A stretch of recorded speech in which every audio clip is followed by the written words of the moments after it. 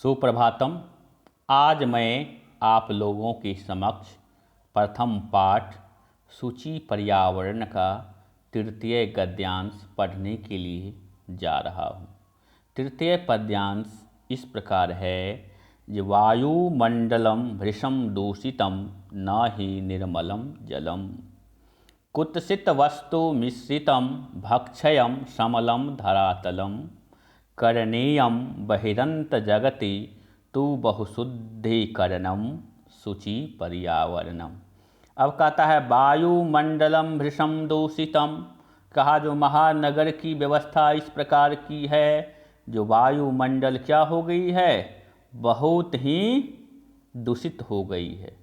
और कहता है न ही निर्मलम जलम, और स्वच्छ जल भी महानगर में अब नहीं रहा। अर्थात न वायुमंडल स्वच्छ है और न जल ही स्वच्छ है। कुत्सित वस्तु मिश्रितम भक्षयम। कहा जब कुत्सित वस्तु बहुत ही मिलावटी सामान जो है वह खाद्य पदार्थ में मिलाने लगा है। महानगर की इस प्रकार की व्यवस्था बन गई है। समलम धरातलम। कहा जो और यह धरती जो है धरातल वह बहुत ही गंदगी से भर गई है। करणीयम बहिरंत जगति। कहता है जगति का अर्थ होता है संसार। कहा जे करणीयम इस प्रकार इस संसार में तू बहुशुद्धम शुद्धिकरणम शुचि पर्यावरणम। कहा संसार में आंतरिक तथा बाह्य शुद्धि होना जरूरी है। यदि आंतरिक शुद्धि नहीं होता है तो मेरा शरीर शुद्ध नहीं रहेगा। यदि बाह्य शुद्धि नहीं है तो वातावरण शुद्धि नहीं रहेगा। अर्थात कवि ने यहाँ उपमा और उपमेय दोनों अलंकारों का प्रयोग करते हुए कहा है जे शहरी जीवन जो है अर्थात महानगर की जीवन, वहाँ पर न तो वायुमंडल स्वच्छ है, न स्वच्छ जल है, न खाद्य पदार्थ स्वच्छ है, तो क्या होगा, न धरती स्वच्छ है। तो अब इस कारण इसलिए इस धरती पर बाह्य और अंतः दोनों शुद्धि होना चाहिए। भृशम का अर्थ होता है अत्यधिक, निर्मलम का अर्थ होता है स्वच्छ, कुत्सित वस्तु का अर्थ होता है मिलावटी, भक्षयम का अर्थ होता है खाद्य पदार्थ, समलम का अर्थ होता है गंदगी युक्त, और बहु का अर्थ होता है अत्यधिक। भक्षयम का अर्थ होता है खाद्य पदार्थ। अब चतुर्थ श्लोक इस प्रकार है जे कंचित कालम नय माम अस्माद नगराद बहुदूरम प्रपश्यामि ग्रामान्ते निर्झर नदी पयः पूरम एकांते कांतारे क्षणमपि में स्यात् संचरणम शुचि पर्यावरणम। कहता है जे कंचितम कालम माम अस्मात् नगरात बहुदूरम नय। यह जो कुछ समय के लिए मुझे इस नगर से दूर चल जाना चाहिए, क्योंकि प्रपश्यामि ग्रामन्ते। कहा जब मैं इस महानगर से दूर जाऊंगा तो गांव की सीमा पर क्या सब मिलेगा, निर्झर नदी पयः पूरम, अर्थात झरना मिलेगा, नदी मिलेगा और जलाशय को देखने के लिए मिलेगा। पश्यामी का अर्थ क्या होता है, देखना। एकांते कांतारे क्षणमपि, एकांत वन भी मिल जाएगा क्षण भर के लिए, और उसमें क्या हो गया, क्षणमपि में स्यात् संचरणम, अर्थात उसमें हमको संचरणम का अर्थ होता है भ्रमण। एकांत वन मिलेगा तो मैं वहाँ भ्रमण कर लूँगा। अब देखिए कवि ने क्या कहा इस श्लोक में, जो कुछ समय के लिए महानगर में जो लोग रहते हैं उसको महानगर से दूर चल जाना चाहिए। दूर कहाँ जाएगा, तो जहाँ जिसका जो घर है उस घर वो अपने गांव जाएंगे।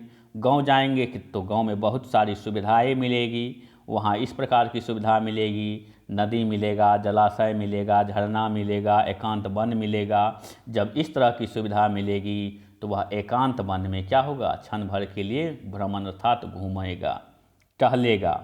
इसलिए आजकल हम क्या करते हैं, मॉर्निंग वॉक, अर्थात प्रातः भ्रमण करेगा। प्रातः भ्रमण करेगा तो किसी भी प्रकार की कोई रोग नहीं होगा, इसमें क्या होगा, शरीर भी स्वस्थ रहेगा। तो इसलिए कवि ने कहा है जो नगरीय जीवन को छोड़ करके ग्रामीण जीवन की ओर लौटना चाहिए। अब देखिए 5वां श्लोक क्या है, कहता है हरित तरुणाम ललित लतानाम माला रमणीया कुसुमावली समीर चलिता श्यानमे वर्णीया नवमालिका रसालम मिलिता रुचिरम संगमनम शुचि पर्यावरणम। कहता है हरित तरुणाम ललित लतानाम, अर्थात हरे भरे वृक्ष एवं हरी भरी लताओं को देख करके क्या हो जाएगा, माला रमणीया, अर्थात उस मनोहर माला को देख करके कुसुमावली समीर चलिता, और मनोहारिणी फूलों की जो गुच्छा है उसमें जब समीर चलिता था, जब वायु चलने लगती है तो वह उसकी सुगंध से क्या होता है, वातावरण हरा भरा हो जाता है, अर्थात प्राकृतिक वातावरण बन जाता है। अब कैसे, तस्यान में वर्णीया, और वह जब प्राकृतिक वातावरण तैयार करते हैं तो वह हमारे लिए क्या हो जाता है, बहुत ही श्रेष्ठ हो जाता है। नवमालिका रसालम मिलित्वा, कहा जो अब आम का वृक्ष, यहाँ रसालम, रसालम का होता है आम, कहा जो नवमालिका अर्थात आम के वृक्ष में क्या हो गया है, नव नव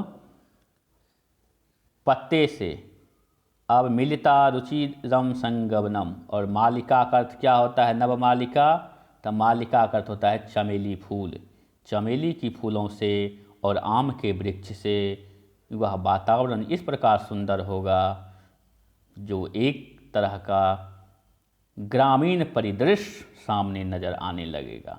तो यहाँ कवि कह रहे हैं कि हरित मतलब हरे भरे वृक्षों से, हरी भरी लताओं से इस प्रकार मनोहर वातावरण बनना चाहिए। अब वातावरण बनेगा कैसे, तो वायु के शुद्ध रूप से चलने से वह वातावरण जो है वह बहुत श्रेष्ठकर हो जाता है। जैसे आम के वृक्ष से चमेली का वृक्ष का मिलन हो जाए तो दोनों सुंदर योग बनाते हैं। इस प्रकार कवि ने कहा कि नगरीय व्यवस्था में भी रहनी चाहिए और ग्रामीण व्यवस्था में भी रहनी चाहिए। तो नगरीय व्यवस्था में यदि आप 6 महीना रह रहे हैं तो आपको ग्रामीण व्यवस्था में भी 6 महीना रहना चाहिए, तब आपका तन भी शुद्ध रहेगा, मन भी शुद्ध रहेगा, वातावरण भी शुद्ध रहेगा। इस तरह कवि ने अपने इस पाठ में पर्यावरणम शुचि पर्यावरणम में प्राकृतिक सुंदरता के साथ साथ मानसिक सुंदरता को भी बढ़ावा देने के लिए इस तरह पद्यांश का चयन किया है। इसी के साथ धन्यवाद। अब देखिए हरित तरुणाम, तो हरित हरा भरा वृक्ष, रमणीया मतलब होता है सुंदर मनोहर, कुसुमावली मतलब फूलों की पंक्ति, समीर चलिता अर्थात हवा का चलना, नवमालिका, नवमालिका का अर्थ होता है चमेली, रसालम का अर्थ होता है आम, और रुचिरम का अर्थ होता है मनोहर।